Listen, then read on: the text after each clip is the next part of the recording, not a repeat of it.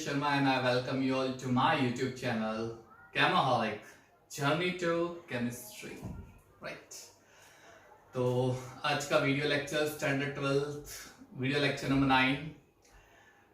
आज के कॉन्सेप्ट में हम लोग स्टडी करने वाले हैं कोऑर्डिनेशन कंपाउंड में isomerism topic.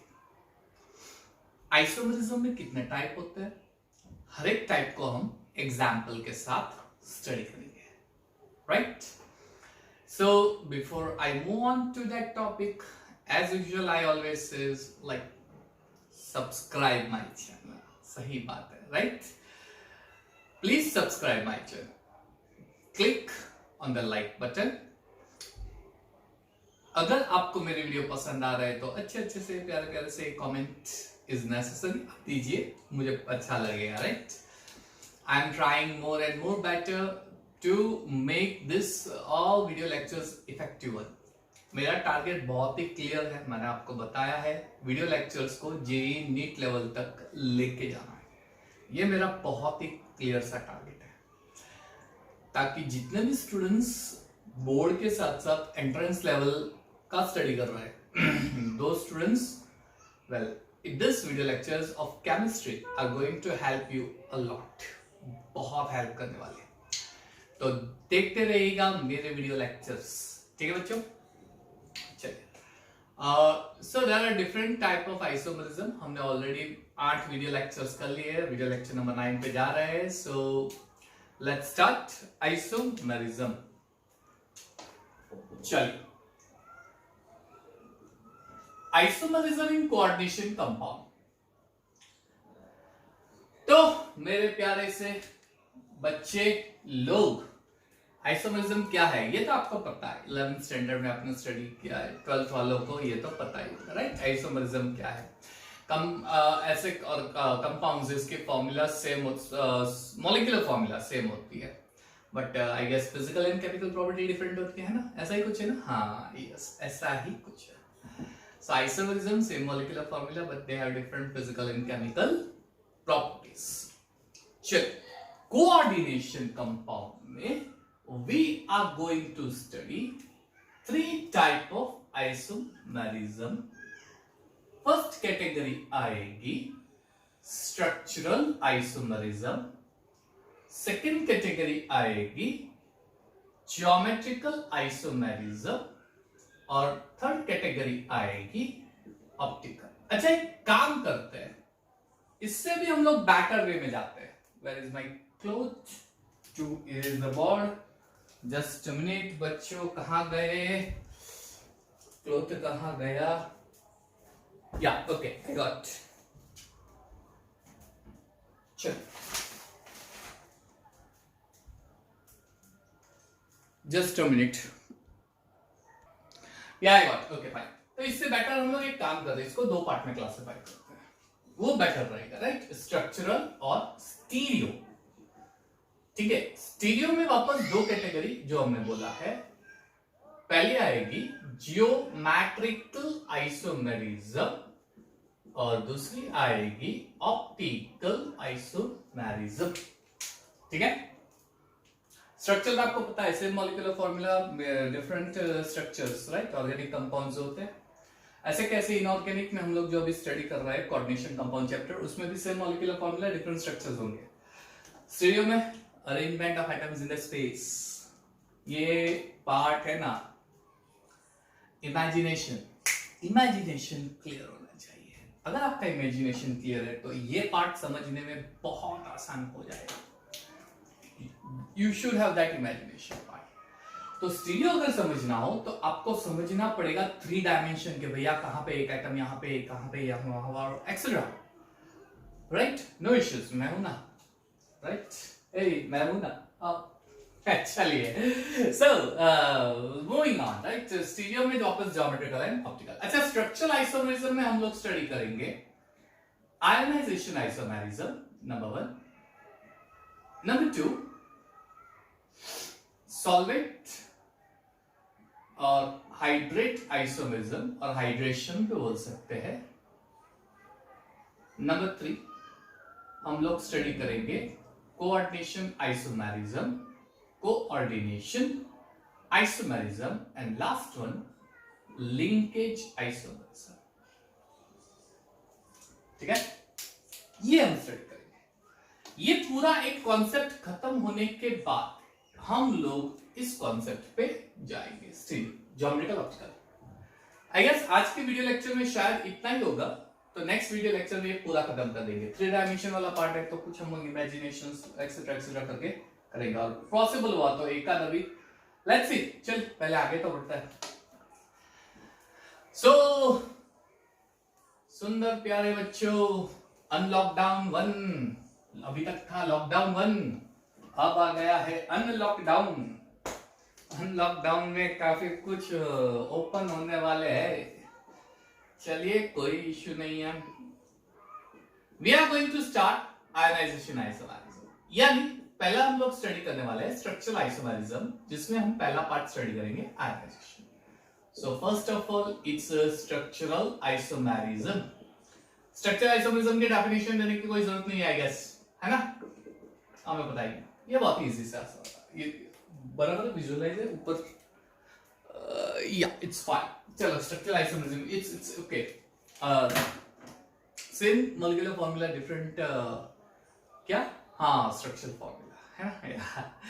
So same molecular formula different structural formula, structural isomerism. इसमें 4 कैटेगरी आएगी, इसमें 4 कैटेगरी है।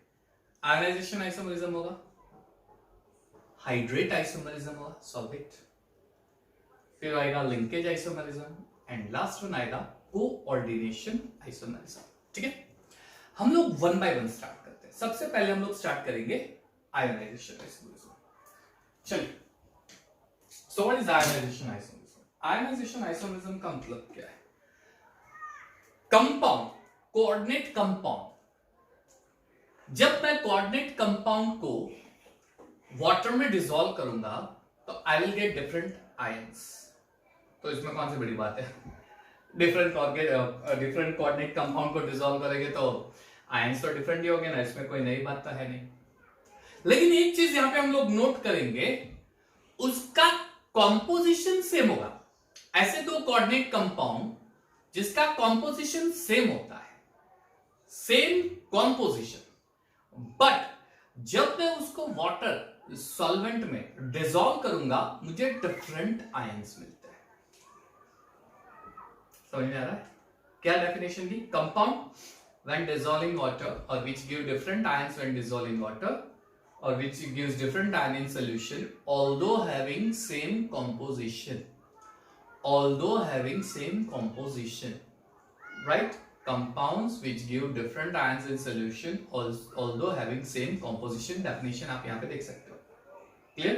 Same composition होने के बावजूद यहाँ पे आपको different ions मिलेंगे। ठीक है, एक एग्जांपल लेता हूं, बहुत ही मस्त चुलबुला सा प्यारा सा एग्जांपल है, मस्त। चलिए, कोबाल्ट NH3 SO4 Cl2, ये एक कंपाउंड है, ठीक है। और दूसरा का सॉरी Cl ले लेते हैं, चलो। और दूसरा है कोबाल्ट NH3 Cl SO4। अब देखो कॉम्पोजिशन से, कॉम्पोजिशन क्या दोनों में कोबाल्ट प्रेजेंट है? हां सर है, कोबाल्ट है। क्या दोनों में NH3 है? वो भी है। क्या दोनों में NH3 के 5 मॉलिक्यूल्स है? हां सर, वो भी है। क्या दोनों में SO4 मॉलिक्यूल्स है? यस सर, ये है, दे हैव SO4 मॉलिक्यूल्स। और क्या दोनों में Cl है? तो सर वो भी। कॉम्पोजिशन सेम है, लेकिन जब मैं ये कॉम्प्लेक्स को वाटर में डिसॉल्व करूंगा मुझे डिफरेंट आयंस मिलेंगे, मुझे डिफरेंट आयंस मिलेंगे। इसको वाटर में डिसॉल्व करेंगे तो आपको मिलेगा CO NH3 SO4 plus Cl minus. और इसको अगर वाटर में डिसॉल्व करेंगे तो आपको मिलेगा CO NH3 Cl plus 2 SO4 minus 2 plus SO4 minus 2। है ना। तो आप बोलोगे सर इसमें कौन सी बड़ी बात है, वो तो हम भी कर लेते हैं, आपको करने की क्या जरूरत है, वो तो हम भी बना देते हैं। लेकिन सर आप ये बताओ ना कि पता कैसे चलेगा। लैब में हम आपको दे देंगे दो कॉम्प्लेक्स है, चले दोनों कॉम्प्लेक्स का कॉम्पोजिशन सेम है, लेकिन कौन सा कॉम्प्लेक्स कौन सा है, किसमें Cl काउंटर आयन है, किसमें SO4। यहाँ पे क्या हो रहा है पता है, काउंटर आयन एक्सचेंज हो रहा है। पहले में काउंटर आयन जो था वो Cl था, सेकंड में वो Cl लिगेंड बन गया, काउंटर आयन SO4 बन गया। लेकिन हमें वो पता चलेगा कैसे, कुछ तो ट्रिक होनी चाहिए, है ना बाबा, है, मैं आपको बता रहा हूं। अगर क्लोराइड कॉम्प्लेक्स है, सॉरी ये तो पहली चीज इस कॉम्प्लेक्स का कलर मिलेगा रेड, रेड कलर कॉम्प्लेक्स है, it's a red colour complex, है ना, it's a red colour complex, red colour complex.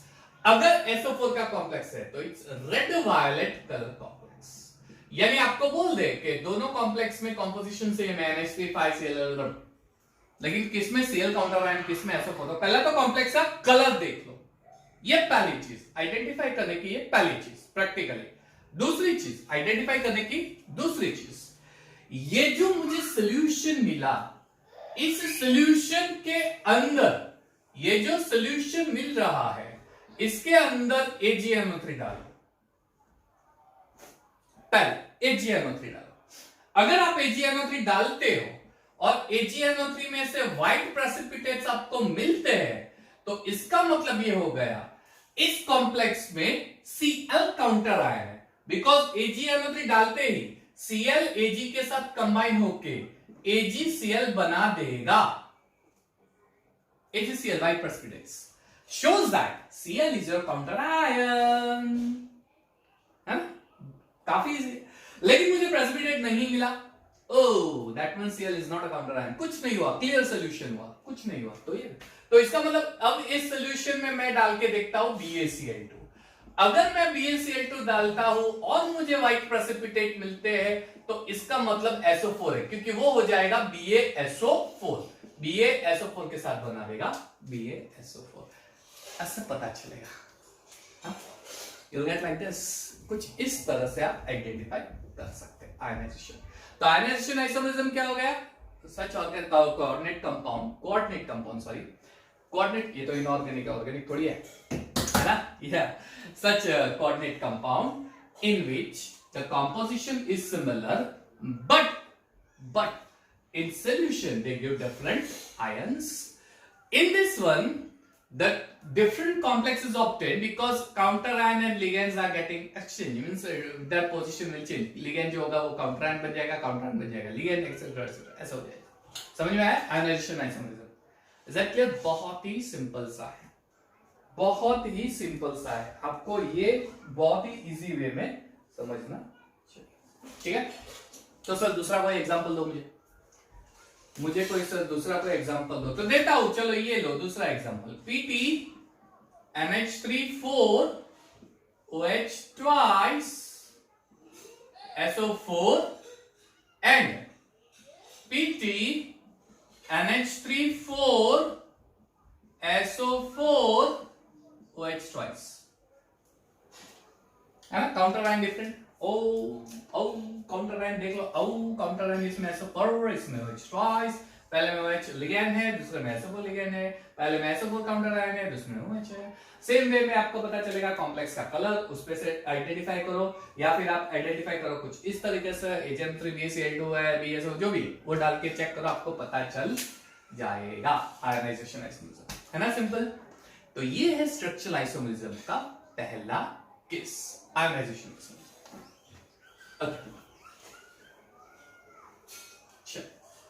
Now moving on to number 2, solvate or hydrate ionization isomerism. Number 2, you can say solvate or you can say hydrate, hydration भी बोल सकते हैं, hydration isomerism। चलिए सोचो तब तक मैं ink डाल देता हूं, क्या होगा इसके अंदर, सॉल्वेट और हाइड्रेट आइसोमेरिज्म, बोलो। सॉल्वेट नाम पे से आप पता कर सकते हो, नाम है इसमें, क्या है बोलो, यस, सॉल्वेट, सॉल्वेट वर्ड कब यूज करता है, सॉल्वेंट होता है तब यूज करते हैं ना सॉल्वेट वर्ड, यस। इसका मतलब सॉल्वेट आइसोमरिज्म में क्या होगा, कुछ ना कुछ सॉल्वेंट से रिलेटेड होगा, कुछ ना कुछ रिलेटेड होगा सॉल्वेंट से, है ना, सॉल्वेंट से रिलेटेड होगा कुछ ना कुछ, ठीक है। चलो ओके, हो गया मेरा काम, सॉल्वेंट। सो ऐसे कंपाउंड जिसमें कॉम्पोजिशन तो सेम हो लेकिन number of solvent molecule as a ligand and number of solvent molecule as a counter ion या free solvent molecule, they are different. समझ में आ रहा है जो मैं बोल रहा हूं, डेफिनेशन क्या है, compound having the same molecular formula, उसकी मॉलिक्यूलर फॉर्मूला सेम कॉम्पोजिशन होगी, राइट, बट उसमें जो सॉल्वेंट मॉलिक्यूल होते हैं they are present as ligand also or they are present as a free molecule outside the coordination sphere, free molecules as outside the coordination sphere, तो उसे बोलते हैं solvent. Clear, आप definition देख सकते हो यहाँ पे, you can see the definition over here, right? Solvent molecule composition same, they have same composition, but solvent molecules they are present as ligand also and they are present as free molecule, but they differ in both ligands and free molecules, तो इसे बोलेंगे solvate isomerism. और अगर वो solvent water हुआ तो hydrate isomerism, अगर वो सॉल्वेंट वाटर हुआ तो वो हो जाएगा हाइड्रेट आइसोमेरिज्म, है ना, compound having same composition but solvent molecule आप देख सकते हो, they are present as ligand and they are present also as a free molecules outside the coordination sphere.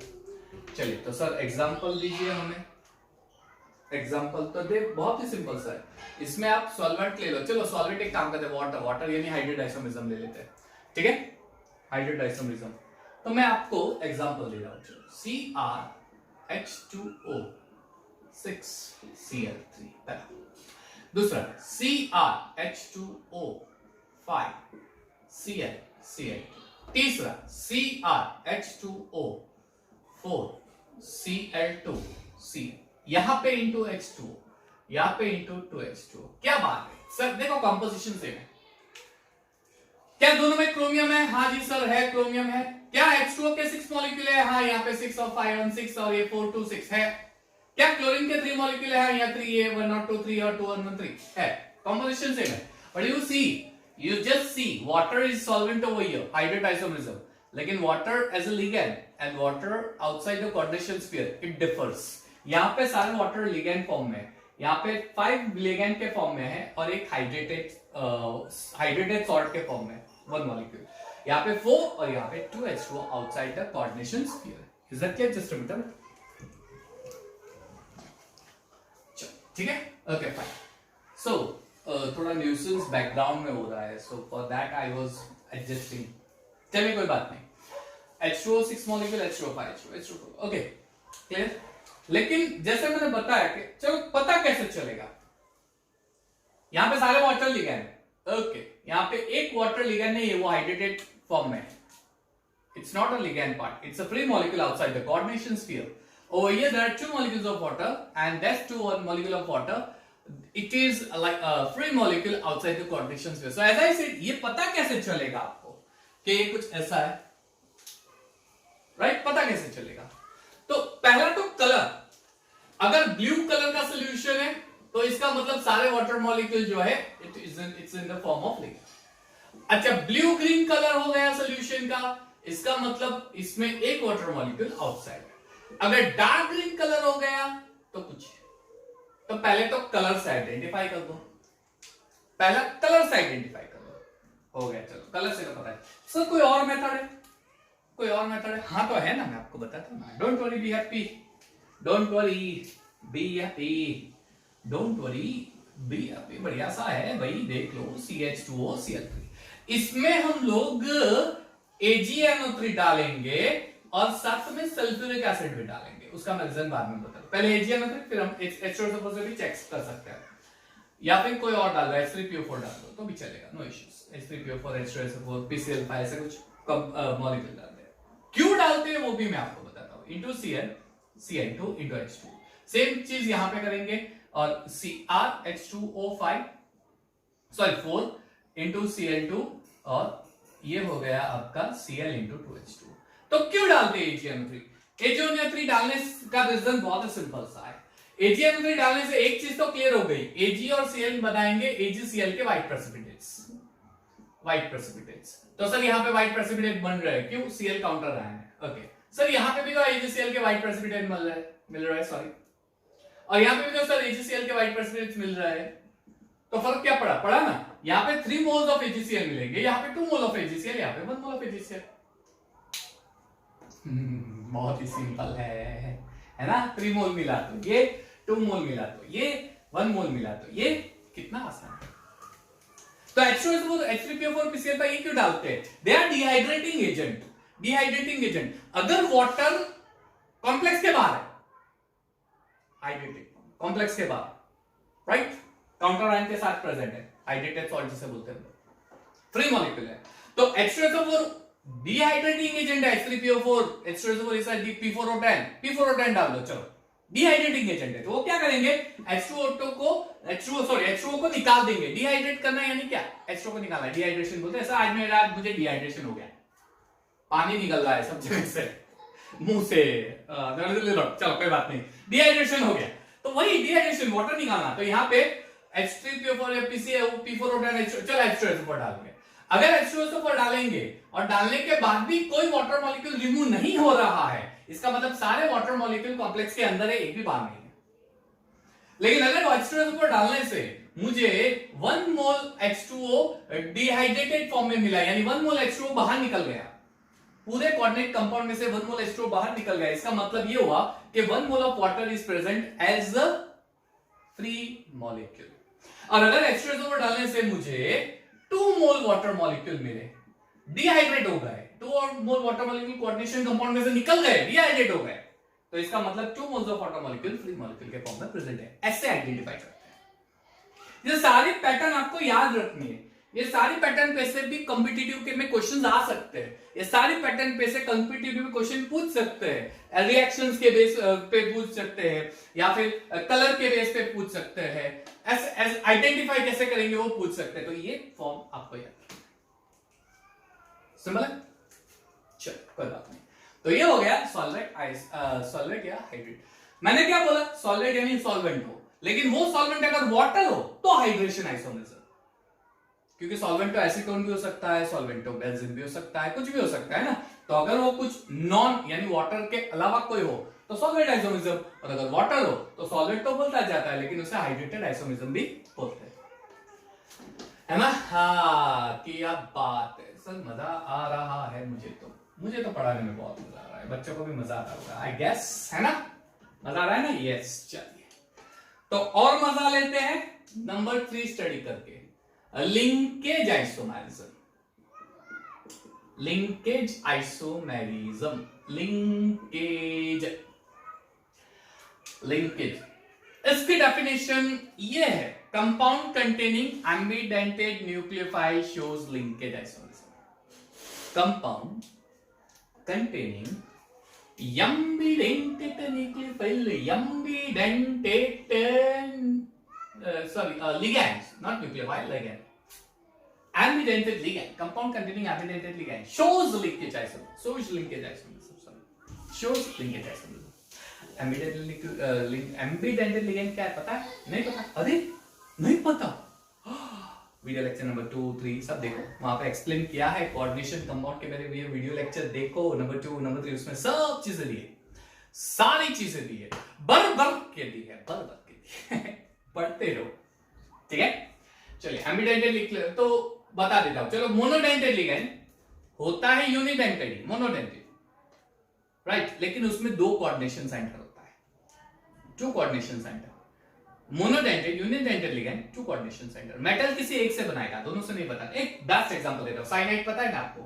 पता है, पी मत लेना, चलो कोई बात नहीं। चलिए NC ये है ऐसा, हाँ? अब देखो साइनाइड है, साइनाइड CN इसमें कार्बन, इसमें नाइट्रोजन, क्या बात है CN, लेकिन इसके अंदर दोनों में इलेक्ट्रॉन पेयर तो दोनों में प्रेजेंट है, electron pair is present on both the atom, okay. लेकिन अगर मेटल इससे बॉन्ड बनाता है तो साइनाइड हो गया, इससे बॉन्ड बनाता है तो आइसोसाइनाइड। नाइट्रो ग्रुप ले लो NO2, और ONO, अगर NO2 से बनाता है तो वो नाइट्रो हो गया, और अगर मेटल जो है बॉन्ड ऑक्सीजन से बनाता है तो नाइट्रीटो हो गया। बहुत सारे आपको एग्जांपल दे सकता हूं, बहुत सारे एग्जांपल दे सकता हूं, बहुत सारे। एक एग्जांपल लेते चले जी, NO2 का एग्जांपल लेते हैं। NO2 का बेस्ट एग्जांपल है, जिसमें एक NO2 है, एक ONO है, बेस्ट एग्जांपल है। चलिए, CrNH3 5NO2 और बाहर मान लेते हैं कि Cl, ठीक है। कितने Cl होंगे, A+3 ऑक्सीडेशन स्टेट ले लूं तो 3 और -1 2 यानी +2 यानी Cl2 है। चलिए, और यही एक कॉम्प्लेक्स, लेकिन मैं ONO ले लेता हूं, NH3 5ONO, और बाहर ले लेता हूं Cl2।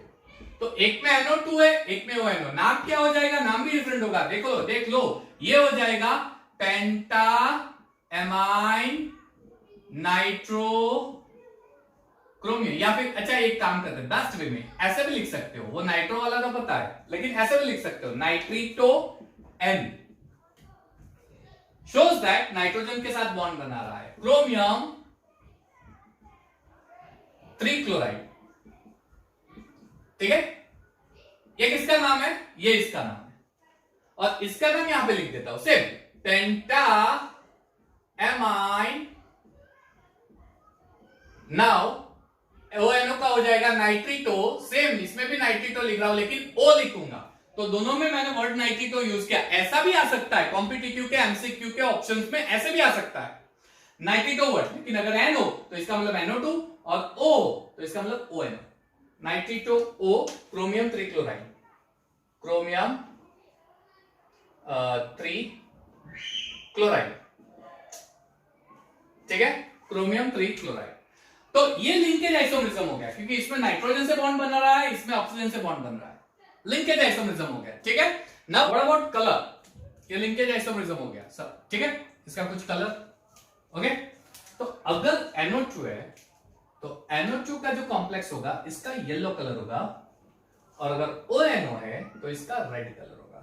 सर ये तो कलर तो ठीक है, कलर पे से थोड़ी ऐसा कितने सारे कॉम्प्लेक्स है जिसमें कलर ऐसे से है ना, पता कैसे चलेगा इसमें NO2 है ना, NO2 है ONO।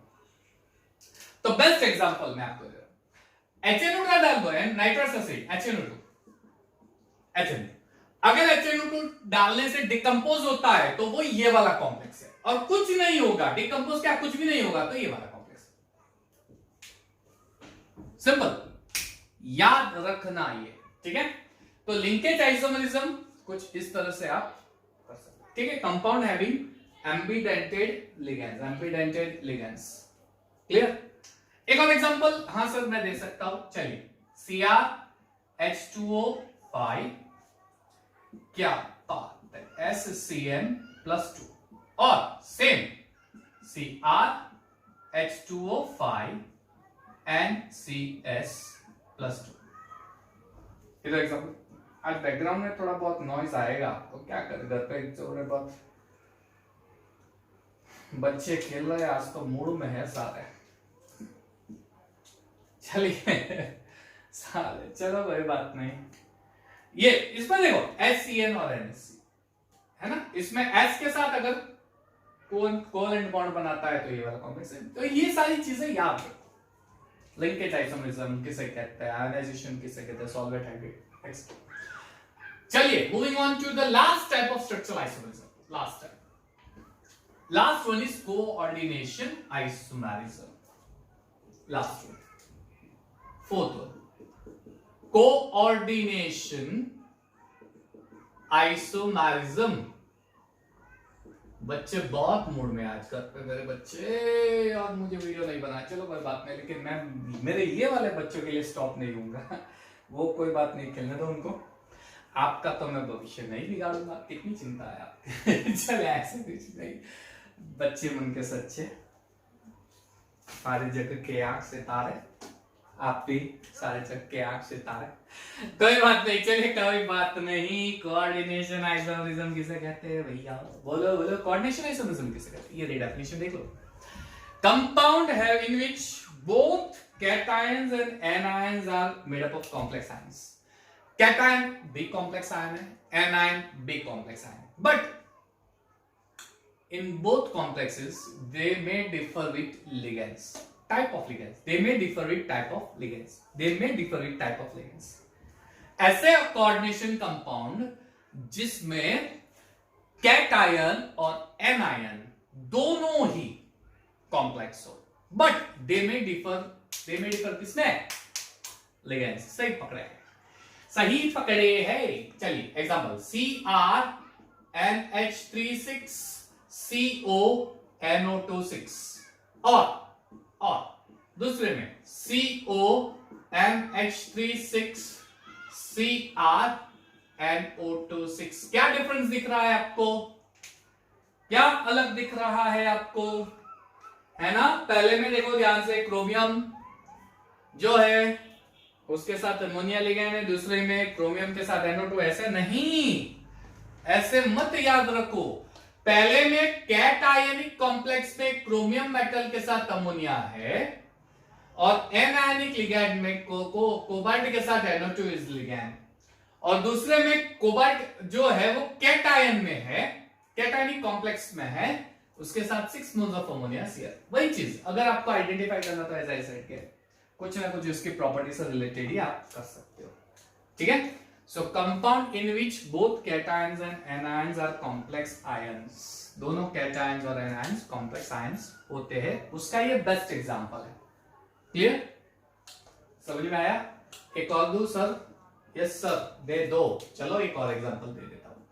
ओके मेरे प्यारे से बच्चों के लिए ये रहा दूसरा एग्जांपल, CONO26 COEN3 CrNO26। क्या बात है? क्या बात है, क्या बात, क्या बात, क्या बात। Grand salute. क्या चले, किसी को नहीं है, मेरे बच्चों के लिए है। CrNH36 CrNH36 ऐसा ही कुछ दूसरा एग्जांपल कर लिया। दूसरे एग्जांपल में कैटायनिक कॉम्प्लेक्स में क्रोमियम जो है वो EN ethane 1,2 diamine, tris ethane 1,2 diamine, right? Name तो आएगा ना, tris ethane 1,2 diamine chromium hexa nitro cobalt. ठीक है? उसका फिर ऑक्सीडेशन नंबर आप फाइंड कर 3 आएगा। ठीक है? इसमें आप देखोगे तो इसमें कोबाल्ट एनायनिक कॉम्प्लेक्स था, इसमें कोबाल्ट जो है वो कैटायनिक कॉम्प्लेक्स में प्रेजेंट है। ठीक है? ये एक्सचेंज हो गया। क्लियर? चलिए, तो ये पूरा कॉन्सेप्ट हो गया स्ट्रक्चरल आइसोमरिज्म। स्ट्रक्चरल आइसोमरिज्म जिसमें coordinate compound having same molecular formula but structurally different. पहला हमने कौन सा किया था? तो आयनाइजेशन आइसोमरिज्म। कंपाउंड का कंपोजिशन सेम होता है बट सॉल्यूशन में आयंस डिफरेंट होते हैं। उसके एग्जांपल लेके मैंने आपको दिखाया था, AgNO3 डालेंगे तो व्हाइट पीपीडी आया था, Cl और SO4। दूसरा था सॉल्वेंट हाइड्रेशन। अगर solvent is present as a solvent is present in a free molecule form outside the coordination sphere and as well as it present in a complex inside the complex as a ligand, तो solvent isomerism होगा। अगर वही solvent water है तो hydrated isomerism। Clear?